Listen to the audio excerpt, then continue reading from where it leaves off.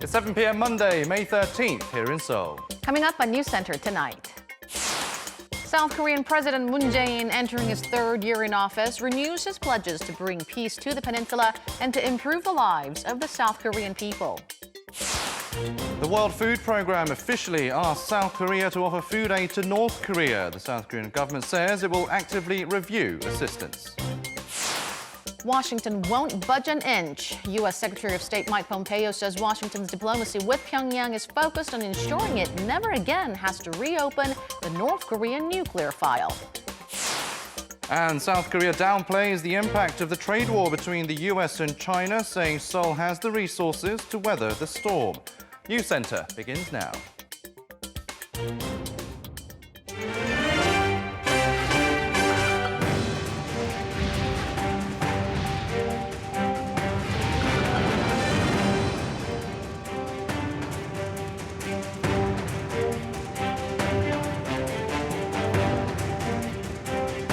Good evening and welcome to Arirang News Center, coming to you live from Seoul. I'm Noaram. And I'm Han-daeun. Thanks for tuning in.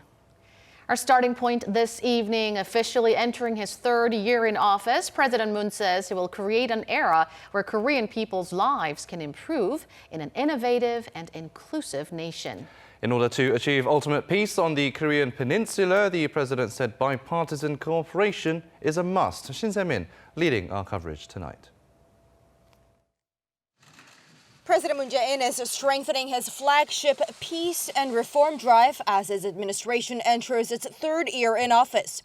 During his first formal meeting with top aides since the second anniversary of his inauguration last week, the president looked back on his time in office and said he had walked down a bold path which resulted in the peace in the region that had become an irreversible trend.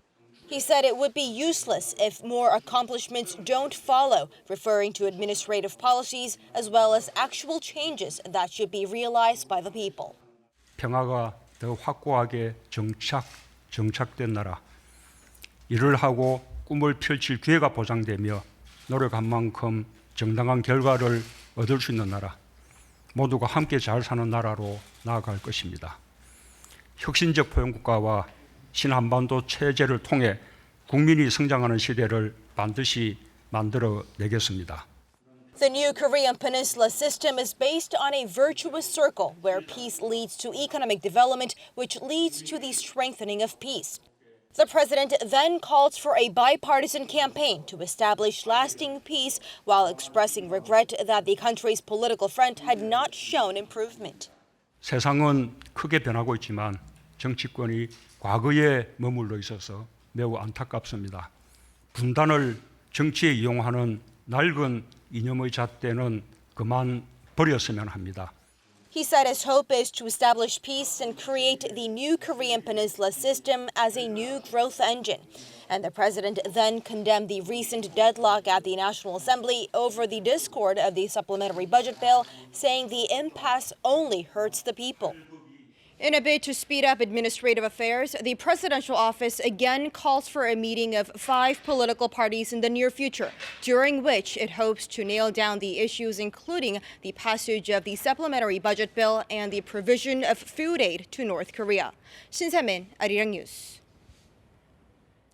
The executive director of the UN's World Food Programme spoke with Seoul's ministers of unification and foreign affairs today. The government says the WFP requested South Korea's help to improve nutrition conditions in the north, and Seoul will review the matter. Arirang's Unification Ministry correspondent Oh Jung-hee for us tonight. Seoul says it'll review the UN Food Agency's formal request for humanitarian aid for North Korea. The executive director of the World Food Programme, David Beasley, met with South Korea's ministers of unification and foreign affairs on Monday. I thoroughly read the recent joint report by the WFP and FAO on North Korea's food situation. I agree with the WFP that humanitarian issues and politics have to be separated. The WFP chief highlighted that the recent report reveals the worrisome food security situation in the north. He promised that any funding will be used according to the donor's desire. The officials of North Korea gave us access unprecedented. We did what we would normally do. in terms of assessing what is the nutrition and food security situation. What we don't know is what's in warehouses and what can be imported in. These are decisions independent of our assessment. Following the meeting, the Unification Ministry announced the WFP asked for Seoul's assistance to improve the nutrition conditions of infants and pregnant women in the north, adding it'll review the matter. Seoul is also considering sending direct food aid to the north, but internal discussions on when that could happen or whether that should happen still need to be held. This week, South Korea's unification minister will be having a series of meetings with civic and religious groups as well as local experts to hear their opinions on providing food aid to North Korea. After Pyongyang launched short-range missiles into the EC last week, the Seoul government said that forming a social consensus first is crucial in providing assistance to North Korea. 우정희, Arirang News. And staying with the topic, the South Korean government is actively pushing for food aid to North Korea, the world's most isolated state that is now going through a serious food crisis. But the Hermit Kingdom is rather upset about the idea. Arirang's Cha Sang-mi explains why. Despite the regime's recent firings of short-range missiles, the South Korean government is still pushing forth ways to provide humanitarian food aid to the north. And to this, one of North Korea's propaganda websites, Meari, on Sunday condemned the idea, blasting South Korea's attempt as rather condescending. It said it was deriding for the people of North Korea as South Korea is pushing aside the basic problems of the Inter-Korean Joint Declaration to instead talk about a few cases of insubstantial humanitarian aid, all while making it sound like the move will lead to huge progress in inter-Korean ties. It further criticized Seoul for being ill-mannered and deceitful to people who share their roots, citing South Korea's attempt to facilitate, quote, joke-like bartering or personal exchanges. The news outlet said that if South Korea was genuinely interested in developing inter-Korean relations, it should stick to the implementation of the agreed joint declaration on inter-Korean cooperation without being self-conscious of the United States. Although Meari did not directly mention the food aid that's being reviewed by Seoul, analysts say the word humanitarian hints at the project.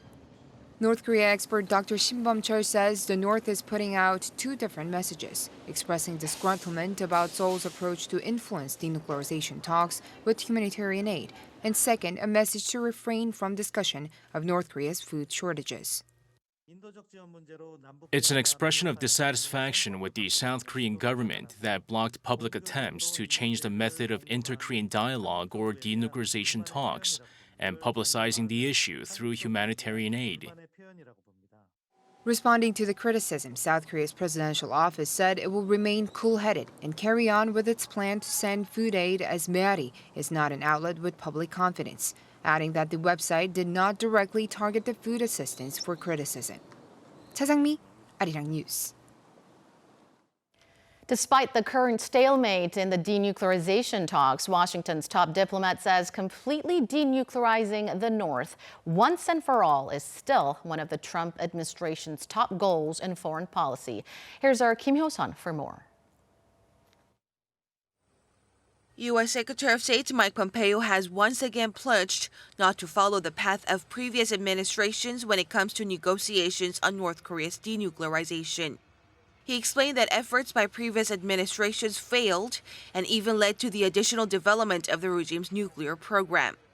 According to the State Department, Pompeo made the remarks during an address to the Claremont Institute on Sunday, celebrating the think tank's 40th anniversary. The top U.S. diplomat stressed that Washington's aim is to make sure the North Korean nuclear file does not have to be opened. He explained that this is in line with the Trump administration's goal of achieving the regime's complete denuclearization so the nuclear issue would not be brought up again. Pompeo also made it clear that Washington is determined to cooperate fully with South Korea and Japan while convincing Russia and China that the move is in the best interest of the international community. Such remarks are seen as an effort to differentiate the Trump administration from previous governments by opening the window for dialogue despite the regime's latest short-range missile launches, as well as stalled talks between Pyongyang and Washington. Meanwhile, former U.S. Defense Secretary Robert Gates told CBS Face the Nation that he believes the North will never completely denuclearize.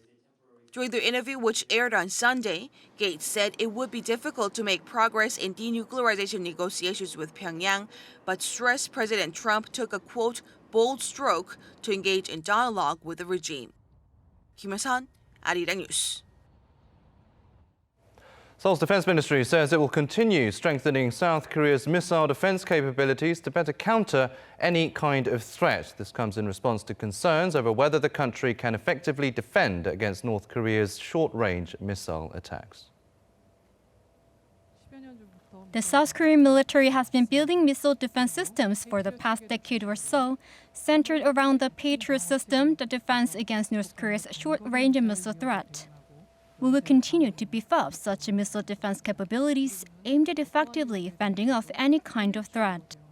The remarks come amid suspicions that the missiles fired by the North last Thursday are similar to Russia's Iskander-class ballistic missiles, which are able to move away from their original flight arc or change their target, making it difficult for current anti-missile systems to intercept them. In other news, trade talks between the US and China nearly ground to a halt this past week, but President Trump is defending his new tariffs on Chinese imports. There are, however, a few chances for the two sides to try again for a deal. Moon Gun-young has this report. U.S. President Donald Trump weighed in further on the state of trade negotiations, saying the U.S. was right where we want to be and poised to collect tens of billions of dollars in tariffs from China. That's a view at odds with his top economic advisor, who acknowledged earlier in the day that U.S. companies and consumers would also pay the tariff bill. In a fresh tweet Sunday, the American president said it was Beijing that broke the deal and then sought to renegotiate. He also refloated a plan from Friday to redirect money generated by tariffs to buy up U.S. agricultural products and, quote, distribute the food to starving people around the world. But earlier in the day, White House Economic Director Larry Kudlow conceded that American consumers will end up paying for the administration's tariffs on Chinese imports, contradicting Trump's claims that the Chinese will foot the bill. In his first interview since high-level talks between Chinese and American officials broke up Friday without a deal, Kudlow said that both sides will suffer from the growing trade war. He also said although no date has been set so far, China has invited U.S. Trade Representative Robert Lighthizer and Treasury Secretary Steven Mnuchin back to Beijing. And it's also likely that the leaders of the U.S. and China will meet in the next couple of weeks. The talks will continue, and I will say this is a G20 meeting in Japan toward the end of June next month. The chances that President Trump and President Xi will get together at that meeting are probably pretty good. The ongoing trade feud between the world's two biggest economies is roiling global markets and weighing on projections for growth. The Trump administration on May 10th boosted tariffs on $200 billion in Chinese goods to 25% from 10% and gave Beijing 1 month to strike a deal or face tariffs on all its exports to the United States. Moon Gun-young, Arirang News. Meanwhile, eyes are also on how the renewed Washington-Beijing trade war would affect the South Korean economy. Ultimately, officials say Korea has the means to deal with any negative impact, but they're keeping a close eye on the situation. Ko Ryun-hee with more.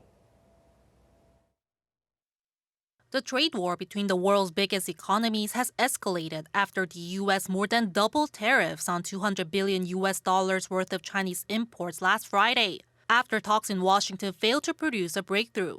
To discuss the move's effect on the South Korean economy, Vice Minister of Economy and Finance Lee Ho-seung held a meeting on Monday in Seoul with economy-related officials. The meeting comes after Korean stocks plunged and the won sharply depreciated last week. The vice minister said Washington's decision will have a limited impact on the real economy because the higher tariffs will apply to new shipments from China starting May 10th, meaning no immediate effect. Because the two sides are still expressing a willingness to pursue negotiations, he emphasized there's no need for excessive pessimism. Although there's a possibility for volatility in the international financial market, the South Korean government believes it has a strong buffer to counteract external uncertainties such as its foreign exchange reserves of more than $400 billion. To minimize the negative effect of the trade spat, the ministry aims to hold frequent meetings with related groups such as the Trade Ministry and the Financial Services Commission. The Bank of Korea also held a meeting on Monday and vowed to closely monitor the situation. The central bank said stocks on Wall Street rebounded, and South Korea's credit default swap premium, which measures the risk of national bankruptcy, has dropped. 고르니, Arirang News. It's not a rosy outlook everywhere, however. The Korea Development Institute says the country's economy is still struggling, citing weaker economic indicators for investment and exports. Yoon Jung-min with this report. South Korea's state-run think tank has, for the second month in a row, described the country's economy as stagnant. In its economic trends report for May, the Korea Development Institute said the Korean economy has recently seen a slowdown in investment and exports, but some concerns have eased regarding consumption. Exports dipped 2% on-year in April. The decline was smaller than it was in March thanks to an increase in the number of workdays, but the overall trend remained sluggish as the average daily exports volume continued to fall. In other data released by Statistics Korea on the same day, exports fell 6.4% in the first 10 days of May on-year, also due to a decrease in semiconductors. Investment for March also continued to decline due mainly to the struggling semiconductor market. Retail sales growth in March, on the other hand, reached 2.4% higher than the average growth from January to February. Services production also grew 0.6% on-year, though the figure is lower than the average growth of 1% during the previous 2 months. On the other hand, mining and manufacturing production dipped 2.8% due to weaker semiconductors and automobile sectors. Yoon Jung-min, Arirang News. The net asset value of Korean funds rose in April, mainly due to an increase in bond funds. According to the Korea Financial Investment Association on Monday, the total net asset value of local funds grew by more than 3% on month to around $510 billion in April. The association cited capital chasing safer debt and short-term investment as the reason behind the increase. However, the net asset value of funds investing in local stocks decreased after negative GDP growth and poor corporate performances. The government is asking bus drivers not to go on strike this Wednesday, promising extra financial support for them. Bus drivers across the country had voted last week to strike over a new law that'll cut their hours, meaning lower pay. That law takes effect from July, limiting hours to 52 a week. Now, the Finance Ministry, in a statement this evening, has offered financial support for 2 years from that point instead of 1. It also said the government will look for ways to address their grievances in future cabinet meetings. Earlier today, the finance minister had sounded sympathetic to the unions, saying that regardless of the strike, it might be time to raise bus fares. A South Korean hostage rescued from militants in Burkina Faso will likely return home in the next few days if there is no major harm to their health. An official at Seoul's foreign ministry told reporters on Monday that the woman is healthy, but she is currently undergoing psychological checkups and treatment. The 40-year-old was kidnapped a month ago near the border between Burkina Faso and Benin, along with 1 American and 2 French nationals. They were all rescued by the French army last week. The Korean hostage had reportedly been traveling around the world for a year. The ministry said it will review the travel alert levels of countries and find better ways to inform people of the travel safety guidelines. In fact, on Monday, raised the travel alert level for the African nation's eastern region in border with Benin to the 2nd highest level, which recommends Koreans there to evacuate. Starting this July, foreign students staying in Korea longer than 6 months will have to sign up for state health insurance. Currently, those students have the option of private insurance instead, but there have been concerns about some of them abusing the system. Choi Young has more. The law has been revised largely to prevent foreign nationals from abusing the country's healthcare system by signing up for the plan, paying just a small fee, and then getting expensive treatments.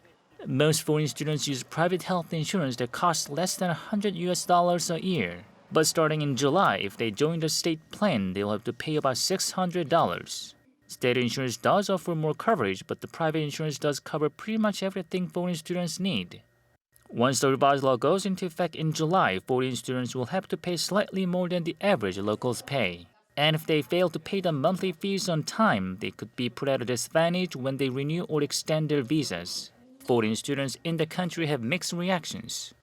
It be mandatory is a bit unappealing, especially I think for Korea is trying to appeal to foreign students coming here and studying here and trying to appeal more to an international feel. But I think for the country itself, logically speaking, it is a good plan. I don't think it's fair for students that have like scholarships here because we're already like financially struggling for it, kind of. But yeah, I hope the universities can fix this. For the time being, the Education Ministry leans toward those foreign students and says it'll ask the Welfare Ministry to make exceptions so they won't be forced to join. The Welfare Ministry says it'll review the Education Ministry's proposal if it receives one. 최시영, Arirang News. The investigative team of past affairs at the Supreme Prosecutor's Office has submitted its final report on the late actress Jang Ja-yeon's sexual abuse case. The results of the 13-month-long investigation are expected to be unveiled later this week. The case was reopened after a petition on the presidential website calling for a reinvestigation gathered more than 600,000 signatures, prompting President Moon to request prosecutors for thorough fact-finding into the case. Jang committed suicide in 2009, leaving behind a 7-page letter listing 31 high-profile figures in the entertainment industry, press, corporate, and politics, whom she wrote had committed sexual crimes against her. The police previously investigated 17 people from the list, but they were all dismissed due to lack of evidence. Relations between South Korea and Japan are at low ebb right now, but Korean culture continues to go big in Japan, with the Korean wave enjoying another boom in the island nation. Our Won Jung-hwan files this report from Tokyo. In Japan, young people in their teens and 20s are leading the new Korean wave, a trend that experts are calling the third generation Hallyu. The first Korean boom was in the early 2000s when television dramas were a hit among middle-aged Japanese women. The second wave around 2010 saw Korean idol groups such as Girls' Generation gain popularity. And this current third boom is much broader in its scope, bringing in Korean food and other aspects of Korean culture. It is easy to spot these trends in Shinokobo, a Korean town in Tokyo. A line of young Japanese customers wait excitedly for their turn to try Korean dishes such as cheese dakgalbi, a spicy mix of chicken and vegetables. Stands dotting the main streets and back alleys around Shinokobo Station offer other dishes and street food like Korean-style hot dogs. Rather than worry about the politics between Seoul and Tokyo, these Hallyu fans just want to experience and enjoy Korean culture itself. I don't know exactly as I haven't been to Korea yet, but I don't feel such tension between the two when I'm here in Japan. And as well as consume Korean popular culture, some want to actively participate in the culture too. At this dance academy in Tokyo, around 20 Japanese kids learn K-pop dance routines, dreaming of becoming a K-pop star in the future. This 15-year-old who visited the studio to sign up for the first time says she decided to learn more as the dance moves are beautiful compared to others. There are many friends in my class who like to dance along to K-pop songs during break times. I have signed up for only one class a week as I am a beginner, but I will come more often later. Korean musicians such as Twice are regarded as a safe culture for all generations in Japan. And that is why parents give their permission for their kids to sign up for the classes. But it's just not those K-pop idol hopefuls who like to learn about the K-wave secret. These Japanese people are here to learn about the secret taste of Korea. This enthusiastic group are boiling soybeans and mashing them to make bricks called meju. 장담그기, a Korean traditional process of making fermented soybean paste or sauce, is now being passed down to regular Japanese citizens. From K-pop to traditional recipes, Korean traditional products are improving Japanese people's perceptions of South Korea.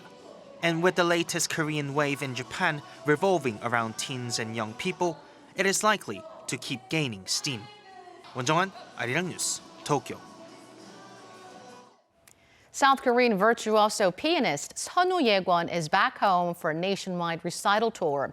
He's won more international prizes than any other Korean. The tour will take him to 10 cities starting this Thursday. Our Lee Min-sun has the story. South Korean pianist Sonu Ye-kwon is holding the first national recital tour since he became the first Korean pianist to win the Van Cliven International Piano Competition in 2017. The program includes pieces by Clara Schumann, her husband Robert Schumann, and Johannes Brahms. To mark the 200th anniversary of Clara Schumann's birth, the tour is titled My Clara. Frau Schumann's works are less well known than those of her husband, who was one of the greatest composers of the Romantic era, but she is said to have been a major influence on both her husband and Brahms. Sonu says he was not so fond of Clara Schumann's pieces in his early 20s, but now he finds her work more attractive and says it has influenced him more. Clara Schumann was someone with so many different thoughts and characteristics in her head. I'm not quite like that, but as a musician, I do live with a lot of emotions. I felt the naivete of childhood. I felt like a storm, and even been crazy sometimes. Sonu has won a total of 8 international competitions, the most of any Korean pianist. But he says he's focused on the music, not the accolades. I wanted to show a more serious side as a musician and artist instead of relying on these titles. For this recital in particular, I wanted to focus on the composers. The power of music is the emotions that stay with you for a lifetime, so I wanted to concentrate on that. He said the program might be difficult for audiences, but he hopes people will enjoy the music and the atmosphere, find happiness and comfort in it. The tour will take Sonu through 10 cities starting May 16th in Ulsan. Lee Min-sun, Arirang News.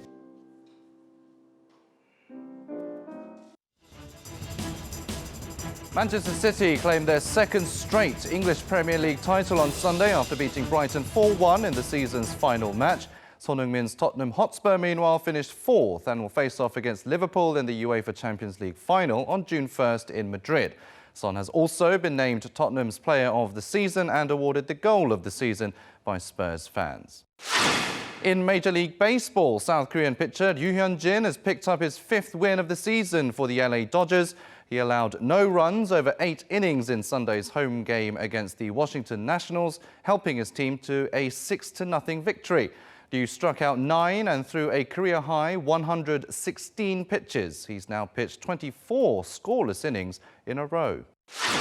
An overnight walking program to enjoy Seoul's night views and watch the sun rise at the Han River will take place this summer. The Hangang Night Walk 42K will kick off at Yeouido Hangang Park on July 27th. Starting times will vary according to which course you choose, with the longest 42-kilometer one departing at 8 p.m. Fees will also differ according to the course. Spaces for 10,000 walkers will be available on a first-come, first-served basis until July 7th. As the weather warms up, local health officials are warning the public to keep an eye out for ticks after several tick-borne illnesses were reported earlier this month. Advisories have been issued in Gyeonggi, Gyeongsang and Jeolla provinces. Visitors to Seoul's Hangang Park are also advised to wear long-sleeve shirts and pants and avoid lying down on grassy areas. That has been your 3-minute news flash.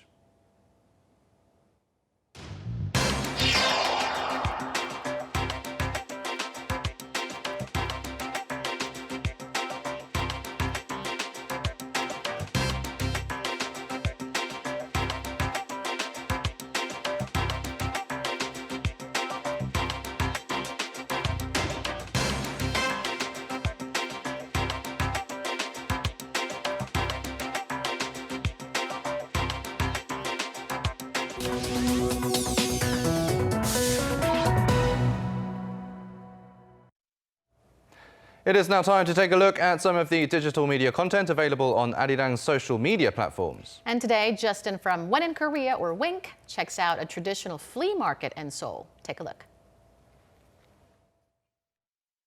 What's up, guys? Welcome back to Wink. Today we're at a very special place where you could find these unique antique items known as the Seoul Folk Flea Market.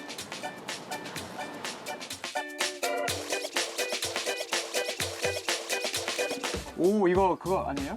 Yeah, it's a cat, which is like the old old style hats. So if you watch like a Korean TV series, you can see the yangbans would wear this, right? Is this a flute or a saxophone? It works. I don't know how to play it though.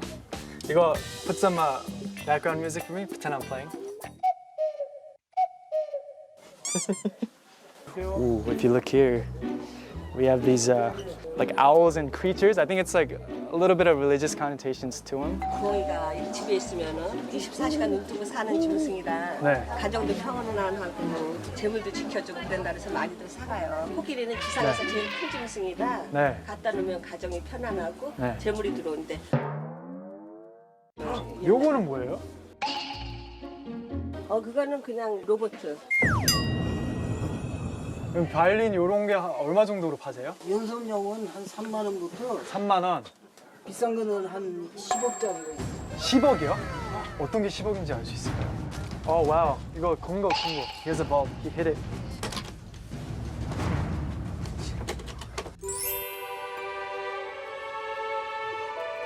이게 스트라디바리예요. 네. 여러분 스트라디바리 알죠? 스트라디바.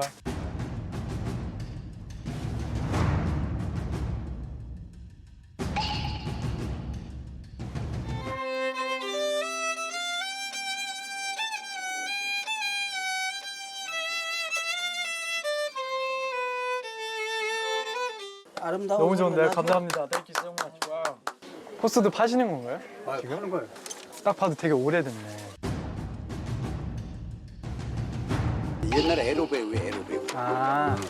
바라는 다 에로.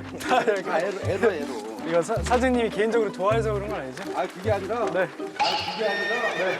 혹시 여기서 장사 몇 년 동안 하셨는지 여쭤봐도 될까요? 20년? 제발 좀 주말에 좀 오지 마. 왜요? 주말은 너무 네. 사람들이 많으니까 못 오케이. 느껴. 네. 차라리 평일날 이렇게 한가할 때 사람들이 오면은 더 알찬 물건들을 싸게 사요. Okay, hi guys. So my name is Justin. Nice to meet you. Nice to meet you. Nice to meet you. Hi, I'm Ruth. Nice Ruth, meeting you. what's your name? Rosa. Rosa. Where are you guys from? We're from Germany, but we Germany. live in Denmark. Have you bought anything, or have you bought anything? I bought a little tea can. I think this flea market has anything the world ever Oh, wow. produced. How much was it? It was like 10,000. 10,000 Yeah. won, so it's like $10. Yeah, Not even. exactly. That's a good price. You wouldn't find so many things from all over the world.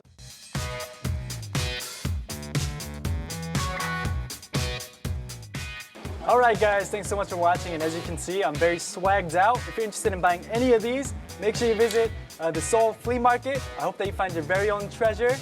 Thanks so much. Peace out.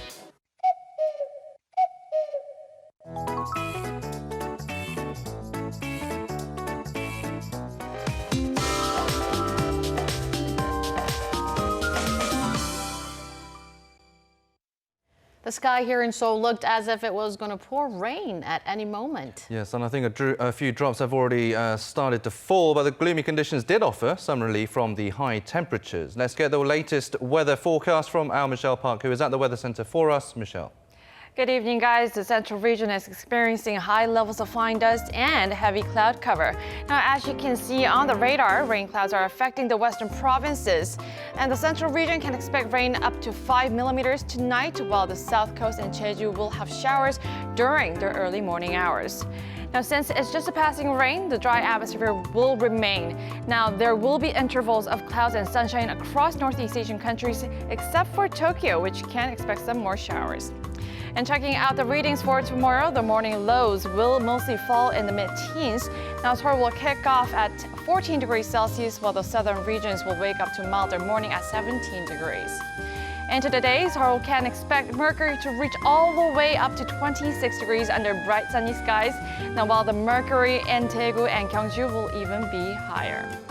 The temperature will stay up near the 30 degrees Celsius mark throughout the rest of our week and cool off a few notches by next week.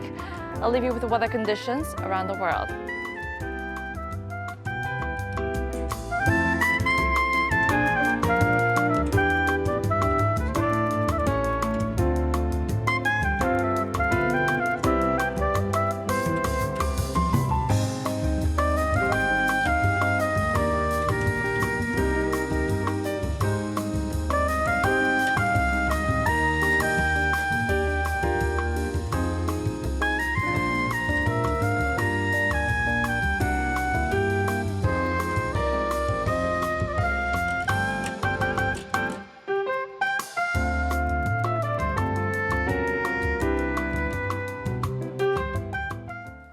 That will do it for this episode of Arirang News. Thank you as always for watching. Stay tuned to Arirang for more analysis on current issues on News in Depth coming up next.